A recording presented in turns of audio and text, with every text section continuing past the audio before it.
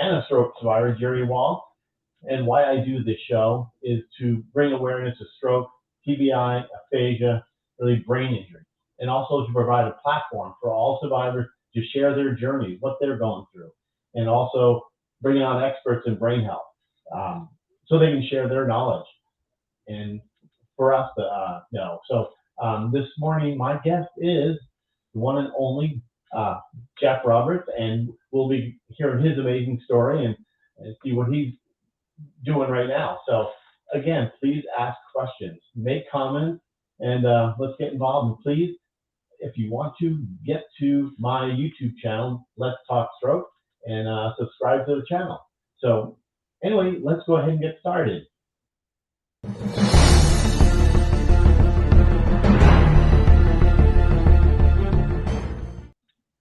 All righty. Good morning, you guys.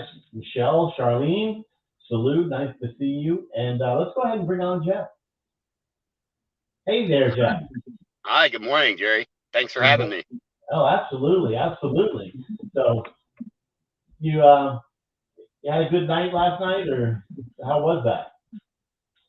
Yeah, I actually had a wonderful night last night, all things considering. Yeah, exactly. So I'm glad you're here. I'm really glad you're here, and I'm glad you accepted to be on the show and share your story. And anyway, so maybe we just start back, if you don't mind. We start. Who was Jeff before? Your stroke, your brain injury. All right. Well, good morning, everybody. My name is Jeff Roberts. I'm from Redondo Beach, California. I live in just outside of Los Angeles. And who I was before my stroke is not who I am after my stroke. Who I was before my stroke was a hot mess of a life, if that's how you want to put it. I suffered all kinds of trauma, and that led into drug addiction and alcoholism and unclean, unhealthy kind of living, which eventually, wound up manifesting in different sort of ways. All the stress of living as a full-time methamphetamine addict, being homeless, living from hotel to hotel, living from carport to carport, tent to tent. It kind of broke my body down a little bit. And finally, it broke it down enough to have a stroke 2017, 2000. I'm not sure. I can't remember the exact date. But I know it was Good Friday when I had my stroke. And I had my stroke, an ischemic stroke, in my sleep. When I woke up on Good Friday, I was my lip was draggy and my arm was paralyzed. But I still didn't equate it to a stroke at all. I still got up. I went to work that day. I was breaking concrete and mixing concrete. All while I feel like I was tripping on acid at the time, kind of, just in that haze. And I worked all that whole day, just, and I came home, and I'll be honest, I just came home and drank. I think I ate fried chicken and drank a couple Smirnoff ices and went to sleep and woke up the next morning, and my whole side was paralyzed, be completely paralyzed. And I thought, maybe it's time I go to the hospital. So that's what I did. And that's when they said that I had a stroke. Now I attribute that stroke specifically to, methamphetamines, alcohol, tobacco, high blood pressure, high cholesterol, SpaghettiOs for sure. And for me, when I had my stroke, nothing really changed for me. My life had changed and I kind of slowed down, but life still was going on. So the stroke for me was not my defining moment of like, oh, my life is over. Now I just, now I'm just 3 times more messed up than I was before. Right.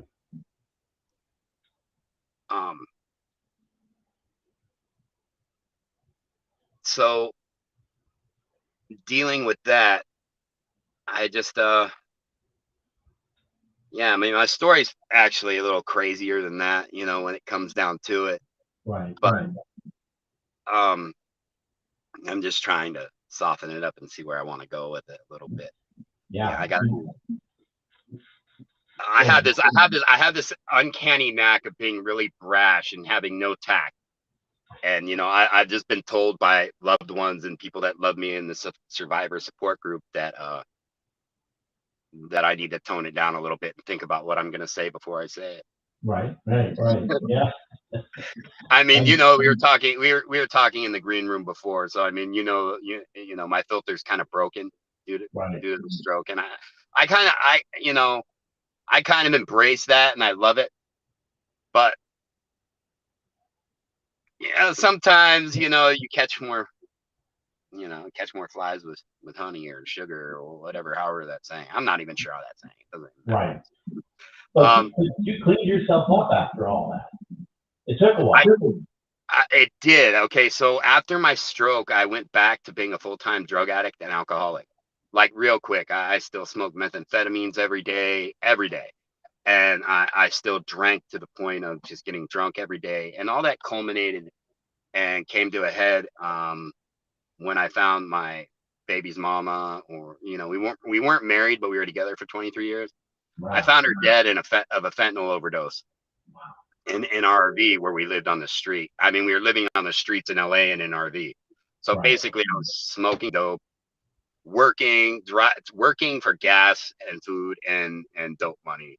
right. And I found her, yeah, on September 21st. I woke up in the morning and there she was, dead. Wow, wow. That's, yeah, Yeah, I mean, don't feel bad. Um, our relationship before that was like very, very tumultuous and very, yeah. very codependent, narcissistic. I mean, all these other great traits as you want to find in relationships, you know, that just won't work. And Wow. so that's when I hung up my cape and mask and That did it. and found my path of redemption and actually started integrating into this community and deciding to give back to other survivors and other thrivers. And you know, it led me to the support stroke groups and you know, avascular necrosis, all the support groups that are available on Facebook. So since then, you know, I've I've really made it my mission in life to first learn to love myself, Right. because I couldn't even look at myself in the mirror, you know, without saying I could say I love you, but then I'd say you're lying. Like Yeah. you know, those affirmations that they tell you every day. Right. And my transformation, everybody's recovery and their transformation is different. You know, it just goes back to other traumas. Okay, so I'm a veteran of the United States Marine Corps. Yeah. However, I got thrown out for smoking weed. So, like according to the VA, I don't qualify for any benefits, and that kind of shame and that guilt carried along with me a long way. You Right. know, but I mean, I still paid for that title, and I'm still a veteran. Absolutely. Absolutely. Thank you So for your service. the same thing goes with the stroke though, because I felt like I mean I came through it fairly unscathed Yeah. compared to a lot of these other stroke survivors that you know that I talk to and deal with every Yeah. day in mentoring. But it doesn't change the fact that I still had a stroke, you know, that my brain is still injured. I still suffer from aphasia when I get neurofatigued, you know, Yeah. I still um you know, like even grammatical errors and punctuation errors. Now in the stroke survivor community, those all work out because we kind of all understand that everybody, you know what I mean? Everybody has, you know, some kind of problem, either aphasia or brain injury. So like we just overlook grammatical errors and we kind of piece it together. But you know, in the real world, people like just like Amanda was telling me yesterday, she's like, I wish you would have sent me your bio first so I could fix all your grammatical errors before you went ahead and put it up there. And I was But like, oh, that's how stroke you are. brain, Right. But stroke that's brain. yeah, totally understand. There's a comment here. I was just going to read here for you from Salute. She says, "Thank you for being authentic and sharing your incredible story." Oh, that's all. You know, I've learned that's all I can be is authentic. And you know, I am sugarcoating it from the way that I usually tell it. because I have a comically based sense of humor, and believing that like laughter is the best medicine, and it's just so freaking dark Yeah. that a lot of people don't get it. It's just like the story of finding Dominique dead. Um, I have a pretty couple funny takes. I mean, I do stand up comedy, and as a matter of fact, I met Junior J Rene Hernandez is like one of my best friends now. I met Wow. him through through these groups, through a random post that he posts looking for like-minded individuals, and I told him, hey, I don't know what's your mind like, and you're Right. looking, and so we bore this idea of starting a comedy based stroke recovery group, I and saw that. that we did. That was, and now it's called Comedic Healing. We've been up for 3 months now. We already have like 185 members. It's a private group, but you're all welcome to join if you want. It's the darker side of healing. And then we came out from underneath the shell of Stroke TV with Strokey Humor, which is on YouTube. And it's every Saturday at Hmm. 10 a.m. Pacific time, I believe. I don't know, but that's just basically my friend Joy Towner, Yeah. who's yeah, Joy. Yeah. Yeah, I do. she's awesome. She's Yeah. awesome, and Junior and myself, and it's just us sitting around taking a disturbing comedic look on the struggles and daily life of life after a stroke. Like being able to piss your pants every 3 seconds, or having somebody have to wipe your ass for you, or just the struggles getting dressed, or if your hand's messed up, or just everyday real life talk of the struggles that we go through, but like putting a humor spin on it, because you have to laugh. I mean, laughter Yeah. is the best medicine, and if you don't It, laugh at yourself, somebody will laugh at you. Somebody will laugh at you for you. Like, yeah. You sent me the invite. I I think. did send you. Yeah. And let's see. They're asking a lot of comments here. I think Sue saying stroke humor on YouTube with Joy Turner. Joy Towner. Towner. Yeah, Joi. But yeah, she's yeah, we've chatted a few times here and there, but she is really funny though. She is, and we all three of us do stand up comedy as well. Good. You know, like like up close and personal and live in front. Although my sort of quip is just hitting quick one-liners in there when you're not ready, and putting together sets are a little bit different. But it's more about being comfortable with being uncomfortable. Yeah. You know, getting out of yourself, like to give back. I mean, a lot of these. So I also mentor many other stroke survivors, and and there's so many awesome people in this community. Wade Adams. I don't know if you know him, Yeah. but that guy was like one of the first guys that I connected with, and we've been brothers and bonded ever since. And Wow. I'm getting ready to take a road trip, and I'm going to see all these guys. We're going to go meet up in person and do like the meet and greet and coffee, hug Nice. each other, and like, because it comes to the point where you get these friends and you share your experiences, and you share, the vitality of shared experience is why we do this show, to bring enlightenment to other people. My Right. story is not that unique, but it's my superpower. Yeah. It's just like your superpower, and everybody's superpower. So my story, it turns out, is pretty unique, when it comes It down is. to it. Yeah, but so now you're mentoring a lot of other survivors, and you're actually you're clean now, aren't you? Oh yeah, I'm completely clean, and as a matter of fact, I just quit chewing tobacco like 2 days ago. So I'm kind of Oh, like I'm kind of like on edge with that, but it's when the switch flips in your head, and it has to flip. There has to be a switch that turns in your head in order for you to say, enough is enough. Mine just happened to come for me in the answer of prayer, out to this universe that told me like, hey, quit doing, quit drinking, quit smoking. I mean, I was ready to quit smoking meth. I mean, that's the first thing I did. Like a week after I found her dead, I just, you know, I lived in that RV and it broke down, and I gave it away, to be honest, to another homeless. Did you? Oh, I didn't know that. Yeah, it broke down. Well, it didn't break down. My daughter came over. She was on the phone with me when I was on the phone with 911, doing CPR on a body that was obviously like weekend at Bernie's. She'd been dead for like too many hours already. So Wow. Wow. Yeah, it's crazy. I mean, it's messed up at one point as it sounds. I was doing CPR and I heard her ribs break, and I closed her eyes, and I thought, man, if she wakes up, she's gonna be pissed.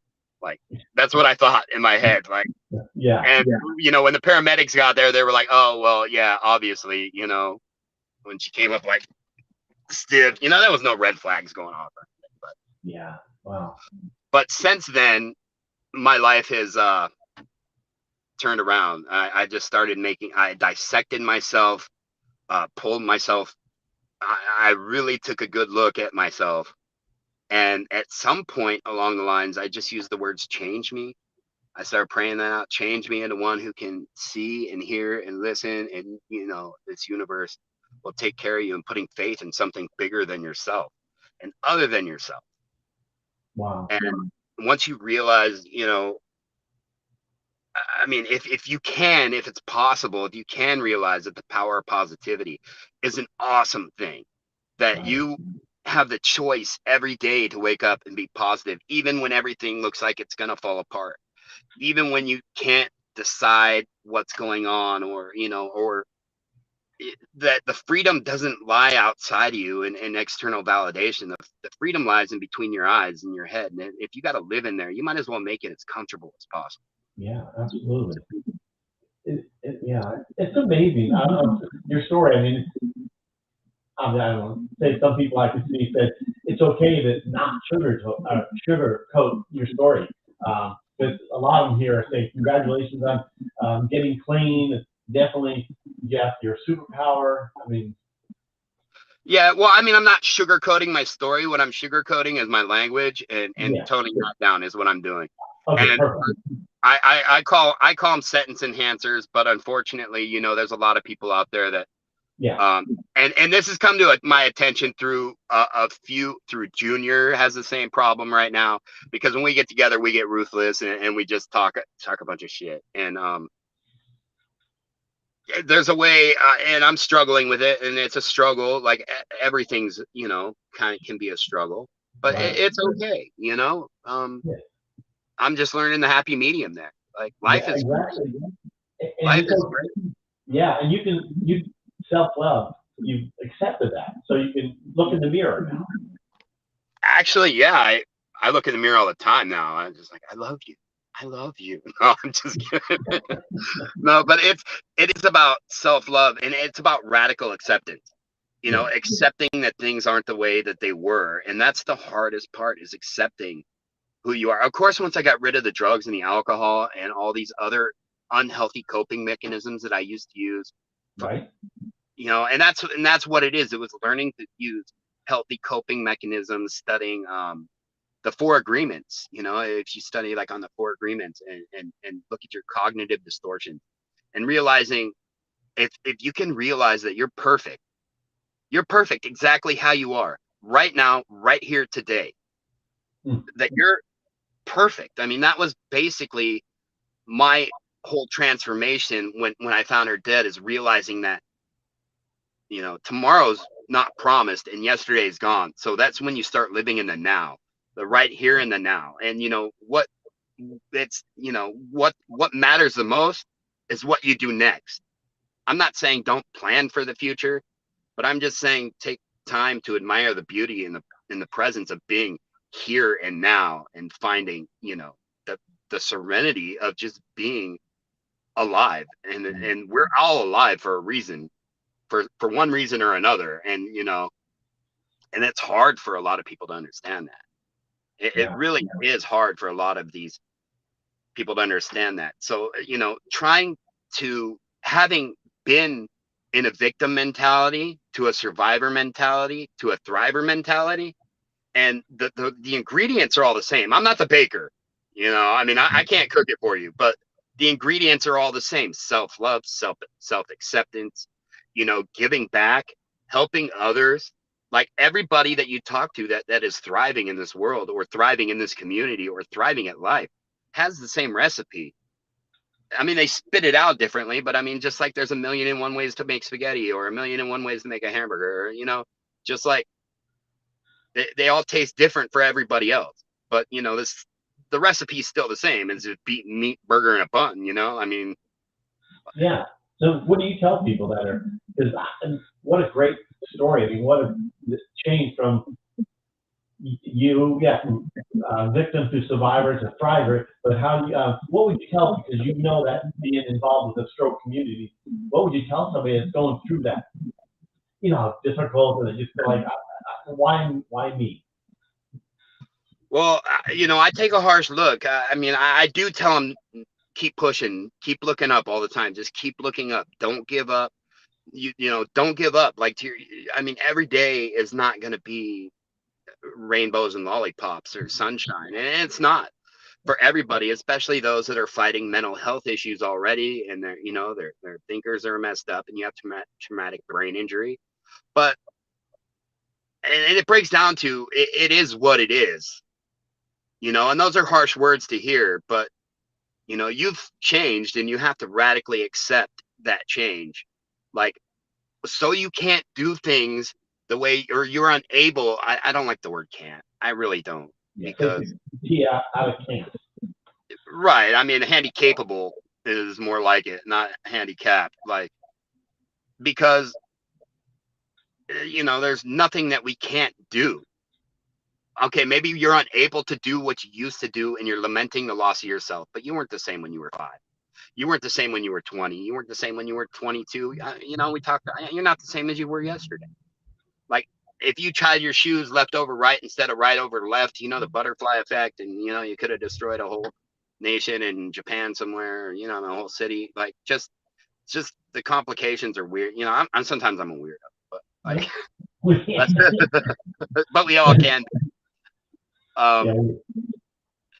Yeah, just, never give up, and just, if you can learn to accept yourself, for all your flaws and all your scars, and I mean, I look at it like this: everybody we come in contact with, we either leave freckles or scars, and so who do you want? Do you want to leave freckles on somebody, or do you want to leave the scars? Because either way you come in contact with somebody, you're going to affect their life in one way or another, negatively or positively, or you don't think at all, but you never know whose life you're going to impact when you come across. Absolutely. Yeah. Do people ever tell you don't look, or they say, you don't look like you had a stroke? Oh yeah, no, I get that a lot, but I do have collapsed hips, so like, they know noticeably that there is something wrong with me because one leg's longer than the other. So I do walk with a pronounced limp and a weird gait, and my hands, like, and a lot of people don't. I mean, I welcome people to ask me. I want to tell everybody, I mean, I don't care. A lot of people are really ashamed of having a stroke. They carry a lot of shame and a lot of guilt, and there's nothing to be ashamed about. I mean, we didn't ask for this to happen, but it did. And now that it did, why are you, that comes with the radical acceptance of not being ashamed in who you are and knowing your story and owning What are you going to do? What are you going to do now? Right? Yeah. What are you going to do next? There's no shame in being disabled. There's no shame, as much as we like having somebody help wipe your ass, or, there, even though it feels like there's a lot of shame in it because of, the manliness or masculinity. And a lot of people, I tell people to find a good support system. If you can find a great support system, I'll be your support system, I tell them. And that's how I started mentoring people and talking to people. And now I have this great, amazing group of friends that I met through these groups, and I just keep cultivating more and more. And if we can get this network of friends and thrivers together and band together, then we can push this message out there even further. Everybody takes, one little step, one step gets you where you're going. Yeah. Every time you take a step forward, you're that much closer to achieving a goal, or or spreading awareness, or bringing, normalizing recovery of all types. I could listen to you all day long. A lot of people tell me that, and I don't have a problem talking. But you have great analogies, and I keep going back what you used to do, but now you accepted everything, and you're just completely trying to. I'm not know if you're trying, because you are mentoring so many people, and it's really affected me, and I like this, what you're talking about. Oh, well, thank you. Like we were talking about yesterday, I keep coming back to this sand analogy. I mean, this sand metaphor. And I just love it so much, I mean, I really dig this metaphor of us being like sand, this worthless thing on the beach that just gets in your sandwiches and gets in your crotch and rubs it. Just this worthless sand. But if you take that sand and you apply enough pressure and enough heat and the right amount of everything, you get glass, and then so with that glass, they take it, and I see it like little fragments of glass in my head, and you stain it, and each one of those stains is like our trauma, right? So then now you have this colored trauma piece of glass that started from nothing, just basically sand, but then you pick all those pieces up and you put it together in this big mosaic of, like, a stained glass window like that you would see in a church. And then people come and admire that stained glass window, and it all started from what you thought was worthless. What you thought was worthless was sand, but just the right amount of heat and the right amount of trauma, and that stained glass window is our story that people can, come by and look at, and and admire. I mean, I'm starting to pen a book, actually, and I've asked to be published on the Human Library, although I haven't heard back from them. I think that would be interesting. I tell people, do one thing a day that scares you.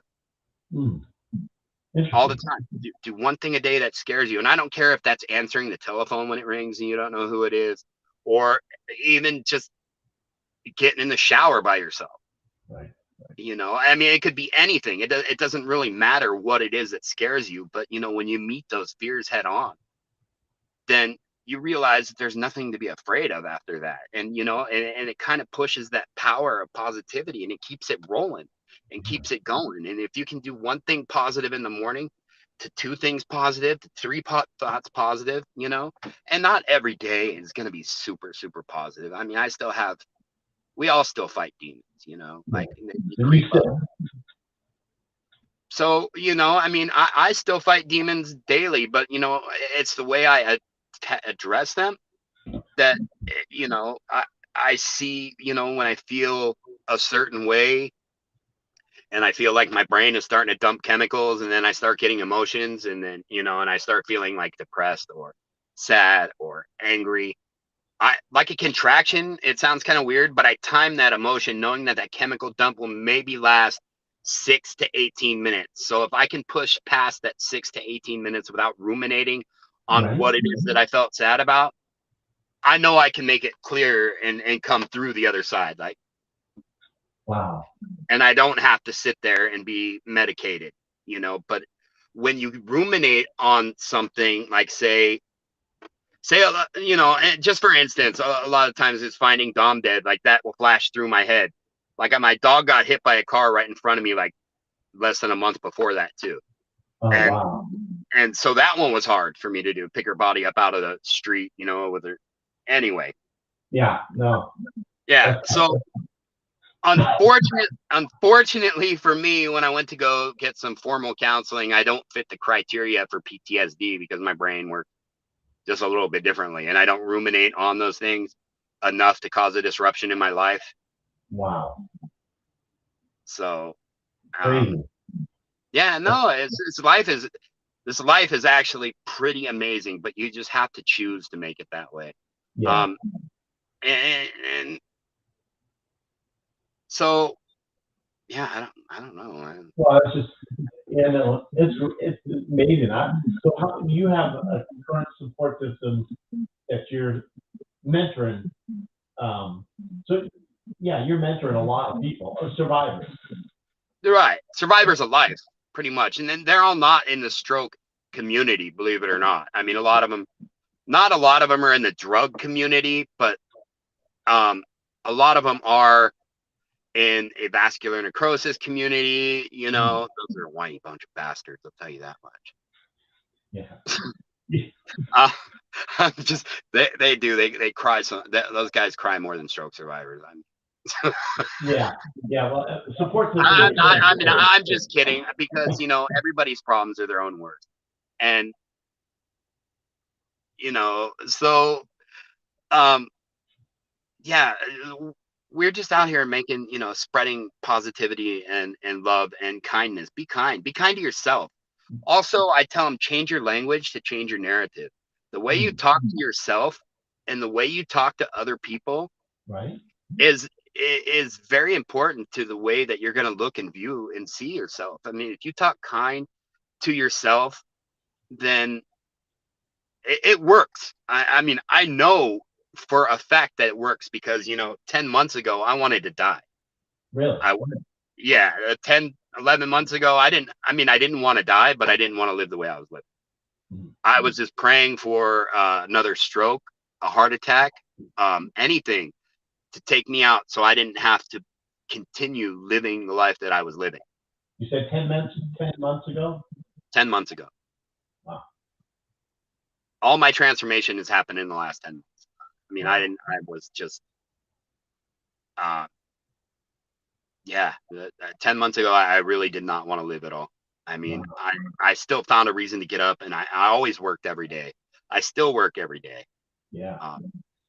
But yeah, I didn't want to live. I just didn't want to go on. I was hoping that another stroke would either paralyze me to the point where I could just get disability and just wither away and die.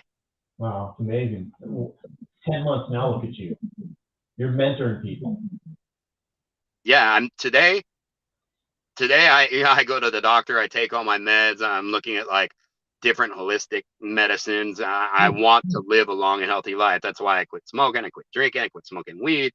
I quit, you know, I didn't quit cursing, but now I quit chewing and smoking, and, you know, and that's all scary stuff. Yeah, I mean, that's because, you know, you think, oh, these problems are just going to come back and get you. But, you know, now it's just dealing with the carnage that I left in my life. Right. Really. And it's been a fucking amazing adventure. You know, every day is awesome. Yeah. I mean, I am getting ready for another life change. Right.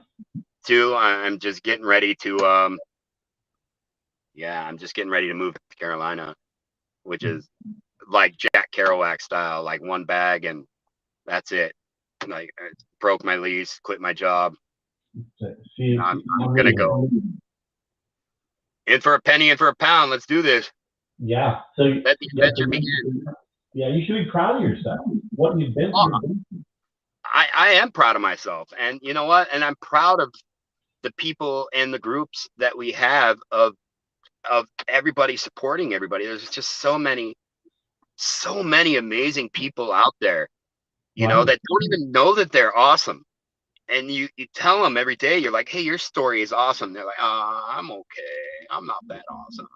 You know, and you know, every one of us has this amazing story, not realizing that just surviving stroke or traumatic brain injury or life or drug addiction or homelessness or, you know, being locked up or being, you know, anything that you overcome is just, especially the brain injury, you know, it's amazing stories, you know. Yeah, they are.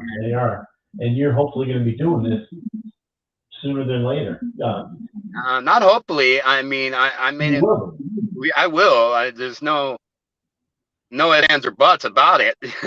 Yeah, I'm so glad to hear that. You could probably go look later on the comments, because there's so many of them. I don't know if you see this one from Steven. Sometimes you just have to push through the scary, if only to see what's possible. Yeah, no, you have to push through, and you know what? And So I dream today. I didn't dream for a long time, and I'm dreaming big, you know.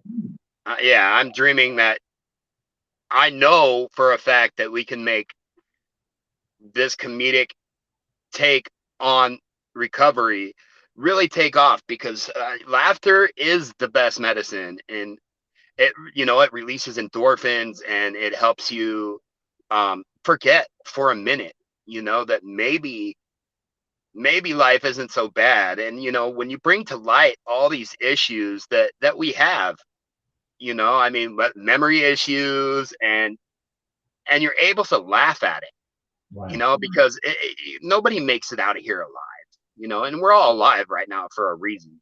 Yeah. And I say this to a lot of people, like, also, is just remember to breathe. Always remember, when you feel overwhelmed, to just take a breath and just remember to breathe, because our last breath is death. And Right. so it turns out that is everything, like, so. And it's the one thing in your life that you can control. You can't control much that goes on around you, Right. like Right. anything. All you can control is your breathing and your breath. And if you can control that for a minute, then you can Right. control everything. Right. Right. What? There's a lot of people asking what the name of the group, the comedian Oh, comedic healing. Okay. comedic Uh, healing. Yeah. And it's a place for, honestly, dark humor and dark memes, and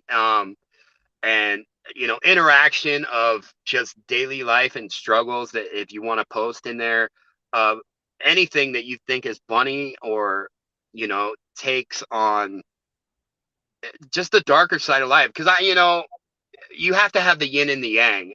And I know I have a lot of positivity, and it's not always positivity, and not always bright and shiny.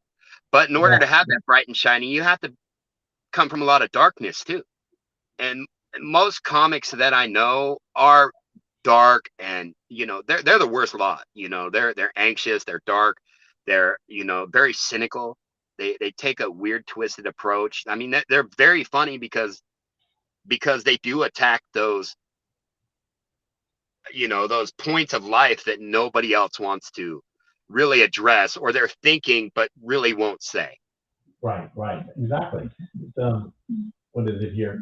Um, a comedic take on recovery? Question mark. That's exactly what I've been trying. People ask me how I can do that. I say it's better than crying. Um, Yeah, no, it is better than crying. So, and I don't see why everybody can't laugh and do a comedic take on healing, comedic take on recovery. I mean, I do it all the time. When I found out that I had avascular necrosis, and one leg was longer than the other, and I looked at the doctor and I said, "Oh, is that why I walk around in circles all day then?" And he was like, "What the?" Like, just but I have this uncanny knack to say the wrong shit at the right time. yeah, yeah, yeah. No, that's funny. One of my grandkids says, "Papa, you walk like a penguin," because I'm swinging my leg out and all that. But it's funny. It's actually doesn't bother me one bit because they're little kids.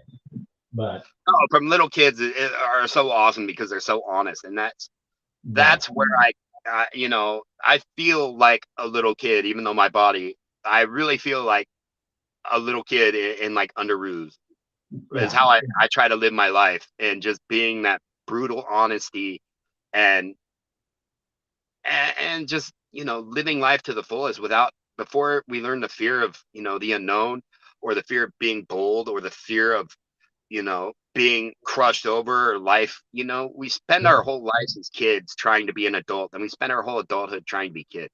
yeah. Once Amazing. all the mortgage payments and the divorce papers come through, and the alimony's going, and the stress weighs you down, and then you have a stroke because you internalize all that stress, or something happens, you pop a vein in the back of your head. I mean, it starts to bleed, or you clog up your veins with 99-cent mixed strokes, and Right. eating unhealthy. And if we can all just go back to being like little kids again, and just seeing the beauty in the little things and just saying what we think and what we mean, and not being afraid to ask those questions because it's going to hurt somebody's feelings. Yeah. Like, F your feelings half the time, like, Yeah. get over it. I mean, it's not when you realize it's not about you, that nothing is about you and everything is about love and helping other people. And that's where I find my fulfillment and my joy in life, is coming out and empowering other people to maybe want to take a stand, to maybe want to share their views, to make, um, and it's hard work. I mean, it takes a lot of energy to mentor, and it takes a lot of energy to do what you do, to do what we do, but it's fulfilling. It's a different kind of energy way. Satisfying. Yeah. Definitely satisfying at the end It, of the it, day. it, it definitely is. Like you said, if we can help one stroke survivor, or one survivor of anything, if you can help one, then it's a good job. But there's so many. So, I think, like, well, why can't we help 1,000? Why can't we help 10,000? Why can't we help 1,000,000 in some way? Right. Absolutely. Absolutely. And but then you go back to, if we help one, then it's a job well done. But one just doesn't seem good enough. Right. I mean, I help myself every day. Yeah. And that's the one that I help. That's the most important one that I help, is myself. Yeah. Well, you've definitely And then done I help. that. Then I help one more. But this kindness is contagious. It is. I agree. And it spreads. And so when we all get rolling and we all cross promote, we all have cross platforms and we help each other out. It's like brothers helping brothers. I mean, I do have a veterans community, and I have a stroke community. I have an AVN community. Then I have my regular friends, and wearing 3 different hats, Yeah. or 4 different hats gets tiring all the time, having to remember which community you're in or not. That's why being authentically real to yourself is so much easier than trying to just beat around the bush for other people. Yeah. Be someone that you're not. So just there's like there's some of the comments you like Sue's saying, we never know who's watching or listening and needs what we're sharing, and which is so true. No, you're absolutely right. Which is why I said I have to watch the way I talk so much. I mean, before Strokey Humor, that comes out, you'll get to see me. If you watch that show, you'll see me more at Comfort. It's like 3 friends just sitting around. It's like an open forum. Yeah. We just sit around, and whatever comes up comes out. It's kind of like living in my house. Yeah. My daughter, she's amazing. She's funny. She's 22. I love her, but I put her through a bunch of shit, and so, like, she knows whatever comes up comes out. Yeah. We don't, but we have an amazing relationship as far as father daughter. Great to hear that. That's important. No, it really is. I mean, I'm her biggest supporter, and she's one of my biggest supporters too. I mean, when she's not talking shit to me. Right. Well, God, this is great. I mean, I appreciate you being on here. And these comments have been amazing. You'll see it later or whenever if you go back and look at them. I appreciate all the comments here. It's just amazing. So. Well, I mean, I really appreciate you having me on here, and it's been a blessing and an honor. I've been following you for a while, watching your shows, it's keeping track with you. Of course, we're friends on Facebook, and what you do is super. It especially bringing in professionals, like when you talk aphasia, and help people understand the way the brain works, and all these things that we all do, all these little things all add up to big changes. Absolutely. And this whole movement is gaining traction. So it's gaining traction. So let's just keep that positivity rolling. Let's just keep, impacting lives. Let's just live our best life that we can live, and just keep loving everybody, man. I really appreciate you for having me on here, Jerry. It's My been gosh, an awesome experience. I really appreciate it. I'm so glad we talked yesterday, and thank you. I really appreciate it. And Oh, you're welcome. It's been my pleasure. yeah, absolutely. Any other last words you want to say?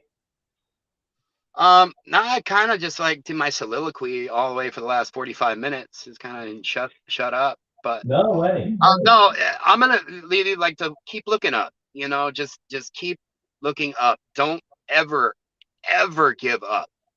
You know, it's never too late to change. You know, and if you think positive, positive outcomes will happen. You know, what you put out into this universe is, you know, what you resonate and resound and ruminate on is what you're going to get back. So if you think positive, you're going to get positive. If you think negative, well, then you're going to get negative. So it all boils down to a choice. You know, you choose every morning to make that positive decision, and it's hard at first, but it gets easy. It really does. And it's really hard at first when you can't, when the only positive thing is maybe you open your eyes, and maybe that's not even a positive. Yeah, absolutely. Wow. Wow. Well, thank you again. I appreciate it. And Jeff and everybody else will be seeing you again. So thank you, Jeff. Oh, you're welcome. Thank you guys.